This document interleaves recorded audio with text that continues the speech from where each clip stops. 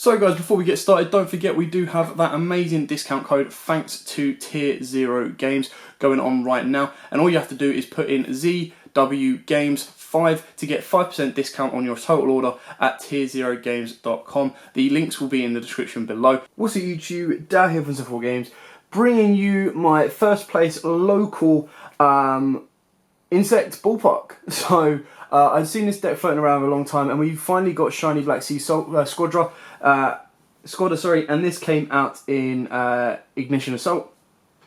I put the deck together, I had a bit of fun, went to the regional yesterday, then put this together for a bit of fun and played this today at locals and came joint first. So we then played out the joint first game. I ended up facing Leradonis, which was quite funny.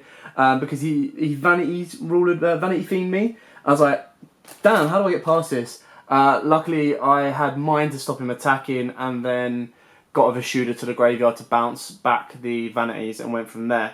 What else did I face? I faced Lunalites, so that was kind of like the tough meta test on that one with the deck, and it kind of went well. The OTK potential this day was very, very good and consistent. I'll show you towards the end a little bit more about that. I then faced Tenyi. So that, again, that was even fun as well, because you have to be very, very careful when they've got like the field spell out and the amount of stuff they got engraved.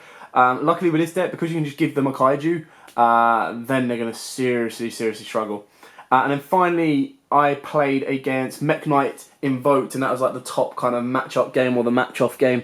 And that one definitely put the deck through its paces as well. A lot of kind of consistency. He won the dice roll, decided to go second, so I had to kind of try and build up a board, and I decided to just pass to see how he could do with it. And yeah, kind of had a bit of fun going that way.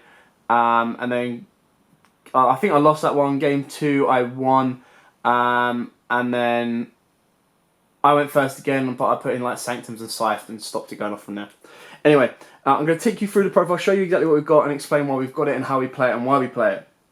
We play it because it's incredibly fun, not going to lie. So we've got triple Shining Black Sea Squadra. This is the brand new vanilla card that came out in Ignition Assault. Now, basically, why this is so good is it's 2k. Simple as that. 2k vanilla bug. I'm just going to change the lights over for you on this one as well. There we go. Hopefully see them a little bit clearer.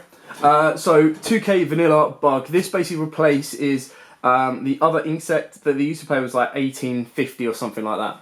We've then got triple Insect Knight. Now you can actually build this deck on a budget. This build isn't a budget, but I've got some budget options to the side that I'll show you that you can take out for the expensive cards. Again, this is just another vanilla, and now obviously the way the deck works is with Ballpark. During damage step, you can reduce the damage that either player is going to take to 0, send a vanilla from deck to grave or an insect from deck to grave, and then if it's a vanilla, so you've got to send a level 4 or lower insect monster from your deck to the graveyard. Then, if it was a vanilla or a normal monster, you can special summon any number of the monsters with the same name as that monster from your hand, deck, and or graveyard. So you get to bring back the one you just sent, and then you get to summon the 2 more. Hopefully they're in deck, so that's going to be like 6k at base. So very, very kind of cool card from that way as well. Triple Resonance Insect. Again, so this is actually a really old card. It came out in Duelist Alliance. So if this card is sent from the field to the graveyard, it's the only one that you really want to normal summon, other than Goki-Pole. You get to add a level 5 height insect, so that straight away searches you out Kaiju, or of course it can search you out your Doom Dozer as well. So you search that out, then if it's banished, you get to send an insect. So the combo ideally is you're going to banish this, and then you're going to send your Goki-Pole. Goki-Pole is going to get you a vanilla, or any insect you want. 9 out of 10 you can send this to search the resonance if you haven't used your normal summon. But you want to get a vanilla off your Goki-Pole, go in second, because then you get to special summon it. And non-target pop, so it's all in one effect of the add, if it's a vanilla, summon it, pop a card. Or pop a monster. So very, very cool on Goki-Pole as well, which is why we max out on it.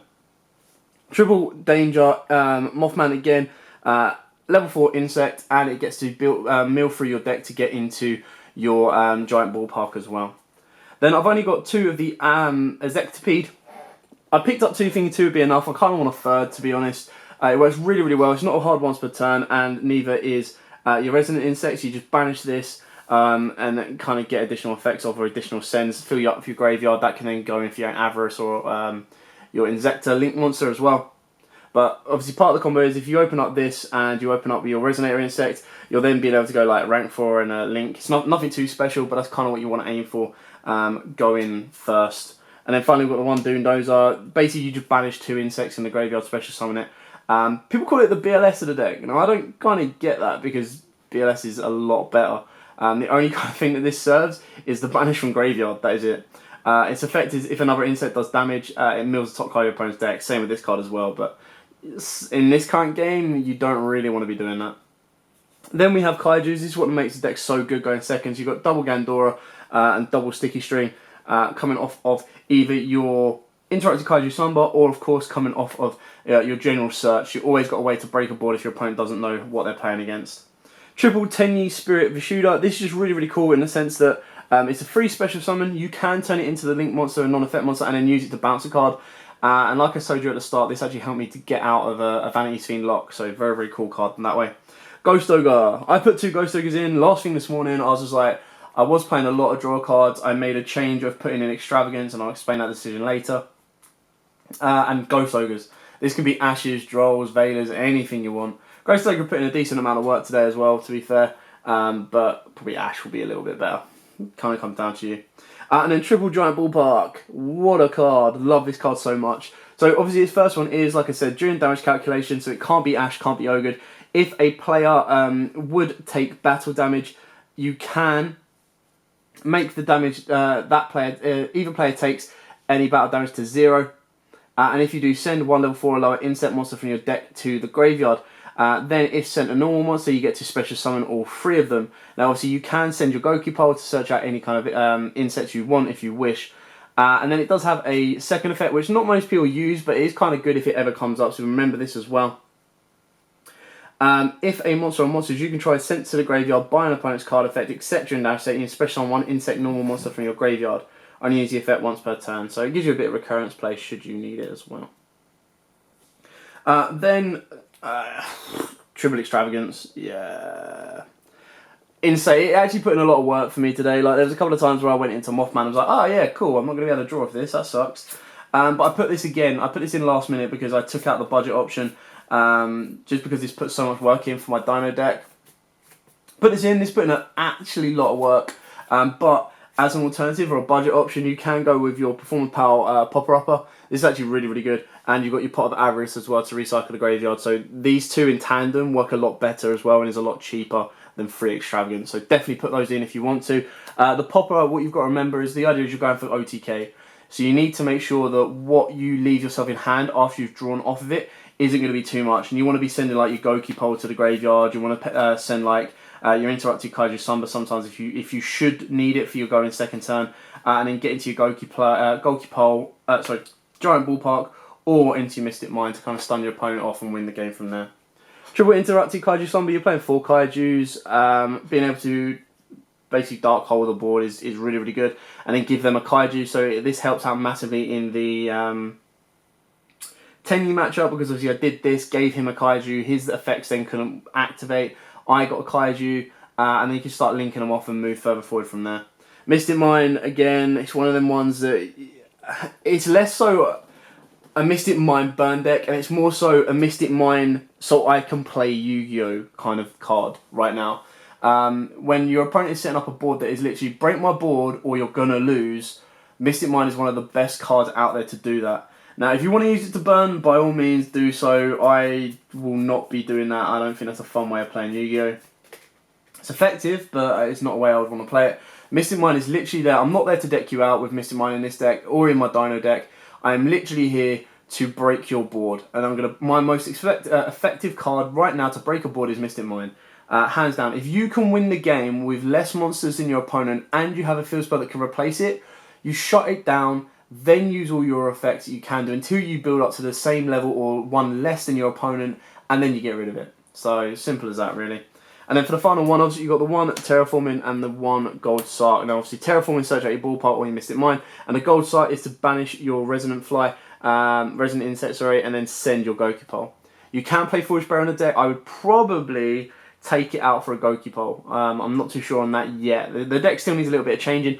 It just did really, really well at locals this weekend, so I was quite happy with it. Moving on to the extra deck. Again, I've got some budget options on this.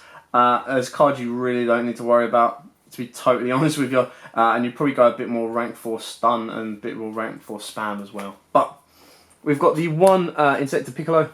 I'm calling it Piccolo because when it's link summoned, it requires 2 insects. You can then either target an insect and equip it to this card and it gains 500 attack and defense. But ideally what you're using it for is you target 3 insects in your graveyard, shuffle them into the deck and then draw 1. So it's just a nice Augusta Emerald for the deck. 1 Monk of the Tenyi. This is to obviously go off your shooter, but and kind of move your place further up that way. Exact same for Link Spider. So if you do open up your vanillas, vanilla, Link Spider gives you another vanilla. And then you've got an insect, if not 2 insects in grave, you can banish it and special summon 1 as well. Really, really like the card, it worked out nicely. The other one I've seen people play is a Link 2 Tenyi. I didn't see the need for it in this deck because it requires 2 worms, and I was like, not really worth doing right now, but if you want to go more that rate and on a budget version, you can do as well. And then for the other Tenyi, I've got the one Draco Master. This is really good. It actually did a little bit of work today. Because again, it's a non-target pop, nice little link free, decent arrows and a 2600 beater. So it actually worked quite a lot. You definitely bump it up if you want to as well. The one, Papillion, never went into it, but again, I can understand why it's a really good card. But the issue is, it's only 1 effect per turn. So you're either going to give it the tokens, and then you've got to make it survive and then revive. So it's a little bit, Almirage is probably the most important card because you need this to get off your Resonant Insect. And then we've got the one Nightmare Phoenix, the one IP Masquerena. Now, budget options, you take this out, you go into rank 4s or just go into more of the Insector one as well. Nightmare Unicorn, you can also put in a Cerberus should you wish. And then for the rank 4s, I'd really like to say that this is cheaper than it is, but it's actually gone up massively high. And Appaloosa as well. So again, alternatives to these can be any rank 4 you wish. These aren't a necessity. They're just nice to go off of IP onto, so definitely you can take these out for anything you want. You can go for like a Bomber Dragon because that can really, really hurt your opponent as well, or a Zerafrane. Any kind of card you want to go for. Like I think rank 4s will be better for this deck as long as you can get the Link 2s pointing down, or even the Tenyi Link 3. Then your rank 4 plays are even better because I've got quite a limited rank 4. I got a Cowboy because I was like I'm not losing in time or drawing in time, and Abyss Dweller and Tornado Dragon. So you could easily put like an Extarion Knight or an Exton Knight, sorry. Castel, Utopia double as well is a good package into this deck. The way I saw it was like I don't really want to go into double because I'm bringing out most of my level 4s during my main phase, during my battle phase. That's what my damage is going to do, and then my main phase 2 is literally just to kind of slow my opponent down or stun my opponent once I've broken their board and done a huge amount of damage to them.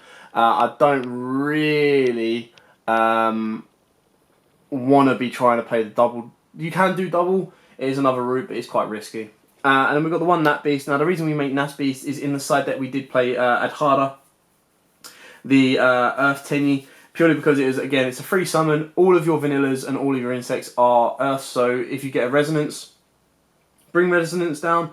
You can use Resonance and the Adhara, go into Naturia Beast, and then you can use your Resonance to add a Kaiju should you perform into any issues, or of course you can go into like a Doom Dozer and try to extend your plays further that way. So that was a side kind of involvement, never went into it at all today. Easily be taken out should you wish, and kind of go from there. Now the cards in the side deck with stuff like Twin Twisters, Lightning Storms, Draw and Lock Birds.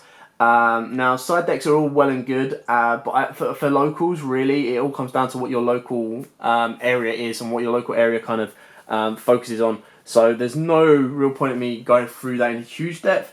But like because of a deck like this, you want to be going first. I was playing like the Artifact engine. You can easily swap the Artifact engine out for a Rivalry because you're only playing insects. Again, it's a little bit weaker in this current format because everyone wants to play multiples, and it really does come down to what your locals is playing.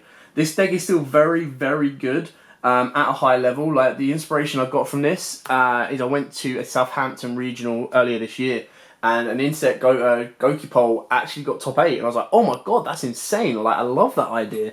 I would love to kind of see his profile. So I checked out his profile, waited for Black Squadron to come out, and then I was like, keep calling it Squadron, but Black Sea Squadron. And I was kind of like, yeah, I have to build this deck now. And like I said, I picked up all the little bits, nice, cheap, and easy.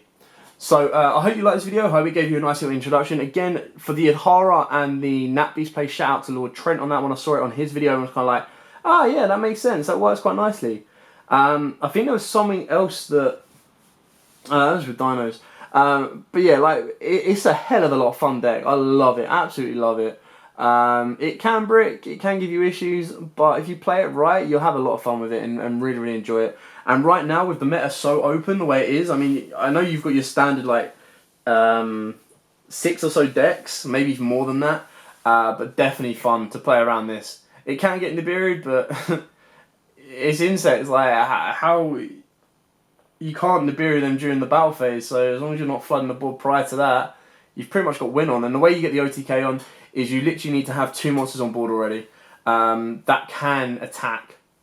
Now remember, even though the damage is not dealt, it can still destroy the monster. So the idea is you've got 6k with 3 of these, you need to get another 2k, which is a kaiju, and another card that kills the kaiju. So whether that be one of your link monsters or not is entirely up to your how your board kind of evolves from there. Like your Doom, Dozer, or of course the Aztec as well. Anyway, thanks for watching. Don't forget to like, comment, subscribe, share, and as always, guys, happy dueling.